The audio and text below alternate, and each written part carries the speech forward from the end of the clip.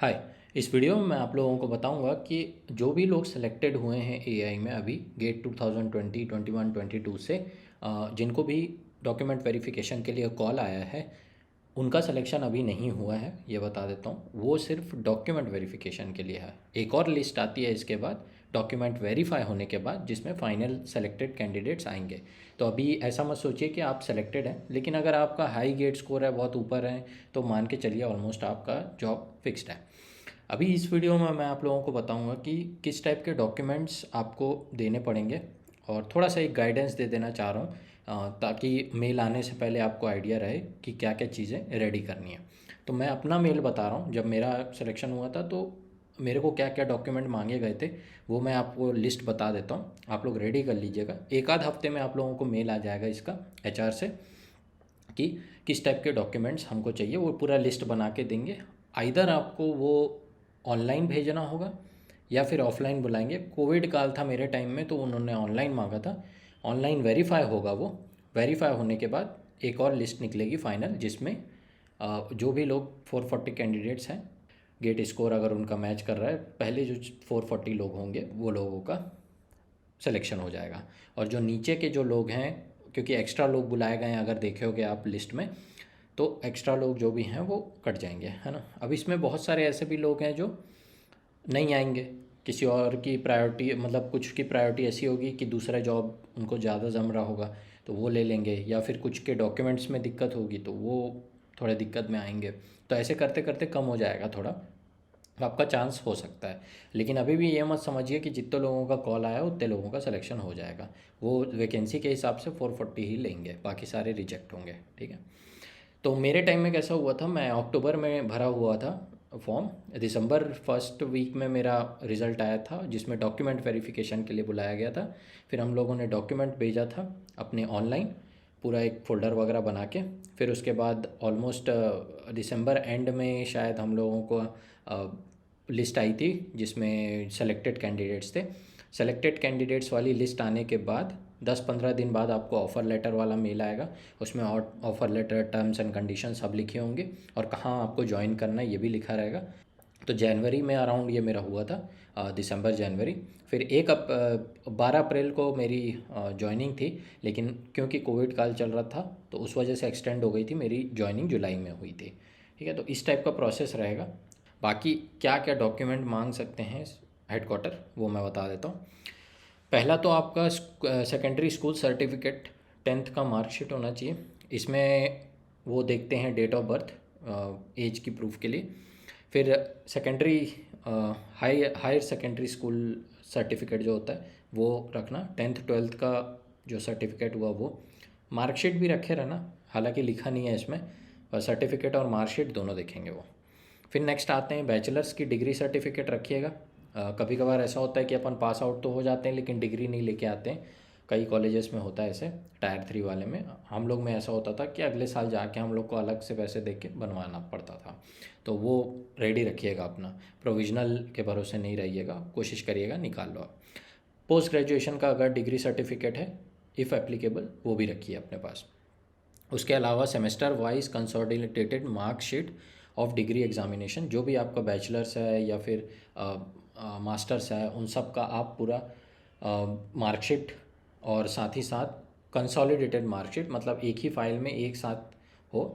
और ये सब सब जितने भी डॉक्यूमेंट बता रहा हूँ सब आप सेल्फ अटेस्ट करेंगे, ठीक है। ऐसा लिखा था हम लोग के में।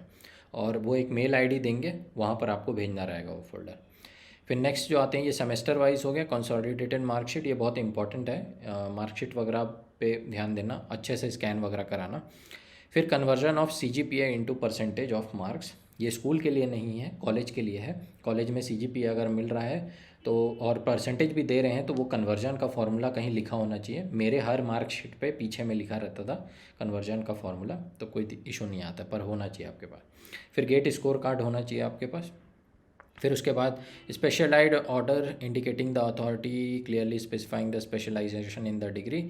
Specialisation is not mentioned in your degree. अगर स्पेशलाइजेशन अगर लिखा नहीं है तो अलग से एक लेटर आपको लेना पड़ेगा जिसमें लिखा रहे आपका, मतलब स्पेसिफिकेशन है, स्पेशलाइजेशन जो भी आपकी स्ट्रीम है, जिस भी ब्रांच में आपने की है इंजीनियरिंग, वो चेक करेंगे वो। फिर उसके बाद कास्ट सर्टिफिकेट हो गया, SC ST OBC non creamy layer में।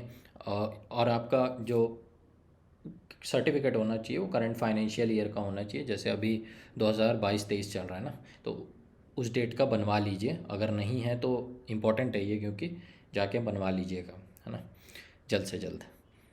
और रिक्वायर्ड फॉर्मेट में बनवाइएगा।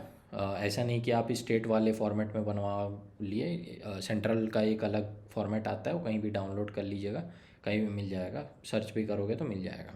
तो उसमें आप लोगों को करवाना रहेगा। फिर उसके बाद इनकम और एसेट सर्टिफिकेट, ये EWS के केस में करंट फाइनेंशियल ईयर का, तो EWS वाले ध्यान रखेंगे ये चीज़। और SC ST OBC वाले भी ध्यान रखें कि करंट फाइनेंशियल ईयर का अप टू डेटेड रखें मतलब। फिर उसके बाद डिसेबिलिटी सर्टिफिकेट लगता है, जिसमें परसेंटेज ऑफ डिसेबिलिटी लिखा रहे। मेडिकल बोर्ड जो गवर्नमेंट गाइडलाइंस के हिसाब से बनाता है वैसा बना होना चाहिए, और करंट फाइनेंशियल ईयर का रखें तो और बेटर है, वैसे लिखा नहीं है इसमें। उसके अलावा NOC ज़रूरी है। अगर आप कहीं काम कर रहे हैं पहले से ही सेंट्रल या स्टेट गवर्नमेंट में, तो या फिर किसी PSU में, तो आपको NOC लेना पड़ेगा और लाना पड़ेगा। NOC नहीं लाएंगे तो दिक्कत होगा, ठीक है। यहाँ लिखा भी हुआ है कि फर्दर सिलेक्शन के लिए नहीं कंसिडर किया जाएगा। उसके बाद कोई भी अगर डिस्पेंसरी है आपके नाम में, एड्रेस में, किसी भी चीज़ में, तो आपको एक एफिडेविट देना पड़ेगा, ताकि मतलब उसमें ठीक करवाने का एफिडेविट देना पड़ेगा आपको। ऐसा इशू नहीं है कि कोई एकदम कैंडिडेचर कैंसिल ही हो जाएगा, आप एफिडेविट भी देंगे बाद में, थोड़ा टाइम मिल जाएगा आपको ताकि करेक्ट करा सकें। और फिर उसके बाद ID प्रूफ लगेगा एक। इस पे ध्यान रखिए, अगर आप आधार कार्ड देते हैं या कुछ भी ID प्रूफ देते हैं तो इसमें आपका एड्रेस पकड़ा जाएगा, ठीक है। एड्रेस जो आप देंगे उसी हिसाब से आपका होम रीजन डिसाइड होगा।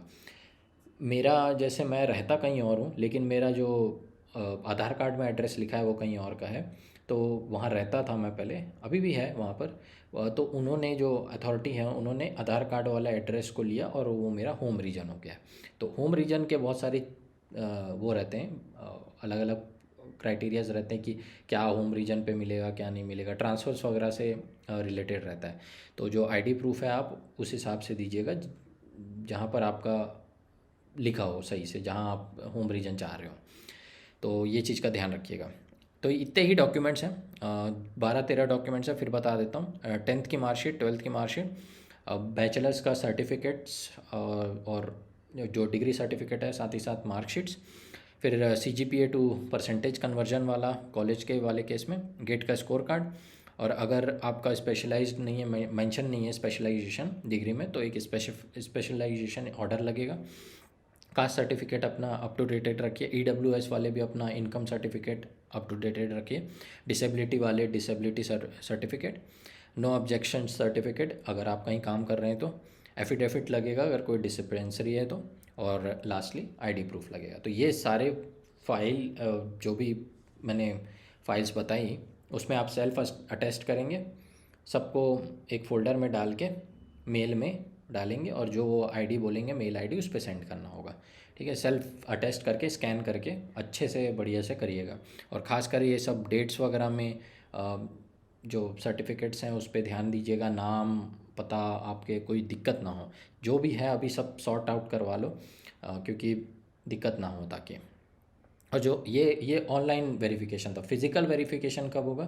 फिज़िकल वेरिफिकेशन आपके सिलेक्शन के बाद होगा। आपका अभी डॉक्यूमेंट वेरीफाई होगा, फिर सेलेक्ट होगा वो, अगर आप सेलेक्टेड हो रहे हैं तो।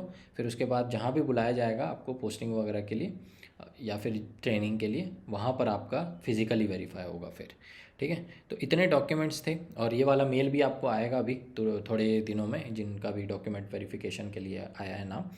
और आप अच्छे से करके फिर उसके बाद बैठ जाइए आराम से। 1 महीने ऑलमोस्ट लगना चाहिए मेरे हिसाब से। फरवरी लास्ट वीक या फिर मार्च फर्स्ट वीक के अराउंड में आपका लिस्ट आ जाएगा सिलेक्टेड कैंडिडेट्स का। अभी जो लिस्ट आई है वो प्रोविजनल है ना। तो सिलेक्टेड कैंडिडेट्स का आ जाएगा, तो उसके बाद 10-15 दिन बाद आपको ऑफ़र लेटर मिल जाएगा, और फिर उसके बाद आगे प्रोसीजर में गाइड करते रहूँगा। तो इतना ही था इस वीडियो में, मैं डॉक्यूमेंट्स बताना चाहता था। और इसके अलावा किसी भी प्रकार का डाउट होता है आपके दिलो दिमाग में तो कमेंट में डाल देना, मैं आंसर कर लूँगा, ठीक है। तब तक के लिए मिलते हैं, बाय बाय।